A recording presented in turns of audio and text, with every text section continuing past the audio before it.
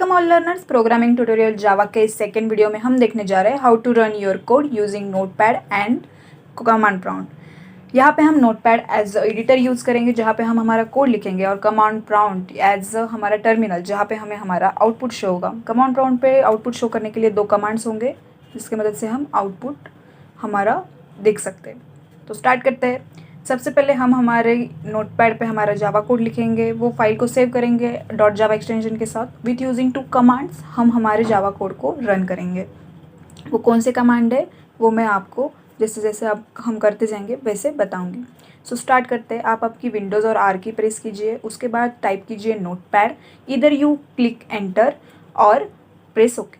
तो यहाँ पे आपका नोटपैड ओपन हो गया है। नोटपैड ओपन होने के बाद हम आज करेंगे एक सिंपल प्रोग्राम जो कि होगा how to add two numbers in Java.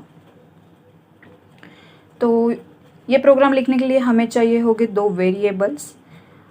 For example we take x and y, और इन दोनों की सम सेव करेंगे हम सम वेरिएबल में। तो चलिए स्टार्ट करते हैं। सबसे पहले हम लिखेंगे हमारा सिंटैक्स में है। सबसे पहले हम डिक्लेयर करते हैं हमारा क्लास, जो कि यहाँ पे मैं ले रही हूँ माई डेमो। आपको जो चाहिए वो आप दे सकते हैं। फिर बाद में हम लिखेंगे हमारा मेन ब्लॉक, जिसका सिंटैक्स होता है पब्लिक स्टैटिक। एक स्टैटिक मेथड यहाँ पे डिक्लेयर कर रहे हैं हम, और वॉइड का मतलब होता है हम ऐसी मेथड डिक्लेयर करें जिसका रिटर्न स्टेटमेंट नहीं है, राइट। यहाँ पे स्ट्रिंग, जब आप स्ट्रिंग आर्क्स लिख रहे हैं वहाँ पे ध्यान दीजिए एस कैपिटल हो, नहीं तो फिर एरर आ सकता है, राइट। तो उसके बाद हम क्या करेंगे, सबसे पहले हम डिक्लेयर करेंगे हमारे वेरिएबल्स। हमको कितने वेरिएबल्स चाहिए? 3। तो जावा में एक लाइन में हम मल्टीपल वेरिएबल डिक्लेयर कर सकते हैं। तो हम यहाँ पे वही यूज़ करेंगे एक्स वाई एंड सम। तो हम एक्स एंड वाई को इनिशियलाइज करते हैं with some example. X is equal to 5 and y is equal to 6। ये होने के बाद हम क्या करेंगे, सम वेरिएबल में एक्स एंड वाई की जो सम होगी वो असाइन कर देंगे, राइट।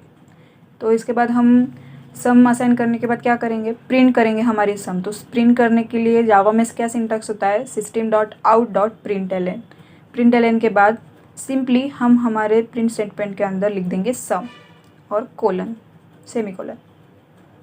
तो चलिए, ये तो हो गया हमारा जावा कोड, हमने लिख लिया। अब हम फाइल को सेव करेंगे। फाइल पे जाइए एंड सेव एज पे क्लिक कीजिए। सेव एज पे क्लिक करने के बाद आपके सामने करंट डायरेक्टरी ओपन होगी जहाँ पे आपके टेक्स्ट फाइल सेव होते हैं। तो आपको जहाँ पे सेव करने हैं आप लोकेशन चेंज भी कर सकते हैं। सेव करने के लिए आपने जो क्लास का नाम दिया है वही क्लास का नाम यूज़ कीजिए, जिससे कि जावा कंपाइलर को डिटेक्ट हो कि वो फाइल जावा की है, वो क्लास कंटेन करती है आपकी फ़ाइल। उसके बाद सेव करने के बाद हमें करना है अभी कमांड प्रॉम्प्ट ओपन। तो उसके लिए फिर से आप प्रेस कीजिए विंडोज़ की प्लस आर। विंडोज़ की और आर प्रेस करने के बाद आपके सामने फिर से रन आ जाएगा, और उसमें टाइप कीजिए CMD एंड क्लिक एंटर।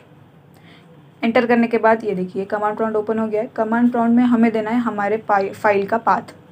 जो फाइल हमने क्रिएट की थी वो फाइल का पाथ हमें कमांड प्रॉम्प्ट को देना होगा, जिससे वो डिटेक्ट कर सके कि इस फोल्डर में ये फाइल सेव है, राइट। तो ये देखिए यहाँ पे ओपन पे जाके भी आपको आपके फाइल का पाथ डिटेक्ट हो सकता है। ओपन में जाइए और ये जो ऊपर पाथ है वो कॉपी कर लीजिए। कॉपी करने के बाद हम आएंगे फिर से हमारे कमांड प्रॉम्प्ट पे।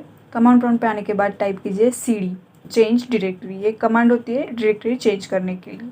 और बाद में जो पाथ आपने कॉपी किया था वो पेस्ट कीजिए। पेस्ट करने के बाद हिट एंटर। एंटर करने के बाद आप क्या कीजिए, फिर से J एंड कोलन करने, क्योंकि मैंने J में सेव की थी इसलिए मैंने J कोलन किया। और J कोलन करने के बाद मैं एंटर करूँगी, जिससे मैं मेरे फोल्डर में आ जाऊँगी। आप भी ऐसे ही कीजिए। आपने जिस ड्राइव में सेव किया होगा कोड उधर हिट कीजिए, एंड ये देखिए मैं मेरे फोल्डर में आ गई हूँ जहाँ पे मैंने मेरी फ़ाइल सेव की थी mydemo.java। तो चलिए आगे बढ़ते हैं। हमें क्या करना है, अभी हमें हमारी फ़ाइल सबसे पहले कंपाइल करनी होगी, जिससे हमें पता चले हमारी फ़ाइल में कुछ एरर है या नहीं। कंपाइल होने के बाद हम क्या करेंगे, एग्जीक्यूट करेंगे हमारी फ़ाइल। तो कंपाइल करने के लिए हमने जो JDK इंस्टॉल किया था वो क्या प्रोवाइड करता है, जावा सी, मतलब जावा का कंपाइलर। तो जावा सी का जो कमांड है वो हमारे सोर्स फाइल को, यानी कि हमारे कोड को बाइट कोड में कन्वर्ट करती है। तो जावा सी लिखने के बाद हम क्या करेंगे, जावा सी के बाद हमें देना है हमारे फाइल का पूरा नाम। जो हम विथ एक्सटेंशन, राइट, तो माई डेमो डॉट जावा ये यहाँ पे एंटर करने के बाद हमें अगर हमारे फाइल में कुछ एरर होगा तो यहाँ पे वो एरर शो कर देगा।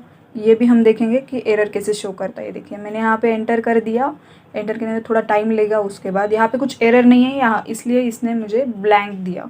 पर अगर देखिए यहाँ जैसे कि मैं यहाँ पे सिंटैक्स एरर करती हूँ, मैंने जो system.println का एस है वो कैपिटलाइज ना करके स्मॉल कर दिया और मैं फिर से कंपाइल कर रही हूँ वही कमांड यूज़ करके। आप भी फिर से वही कमांड यूज़ कीजिए, कुछ एरर हो तो वो डिटेक्ट। देखिए यहाँ पे एरर आ गया है with line number, on 11th line मेरा एरर है, राइट। तो मैंने एरर फिक्स कर दिया, सेव किया और फिर से मैं हिट कर रही हूँ जावा सी माई डेमो डॉट जावा। देखिए एरर फिक्स हो गया, ये फिर से मेरे को ब्लैंक दे रहा है। अभी हमें क्या करना है, अभी हमें करना है ये बाइट कोड जो जनरेट हुआ होगा वो बाइट कोड की जो फाइल है वो हमें करनी है एग्जीक्यूट। तो एग्जीक्यूट के लिए हम कौन सी कमांड यूज़ करेंगे, जावा और हमारे फाइल का नाम।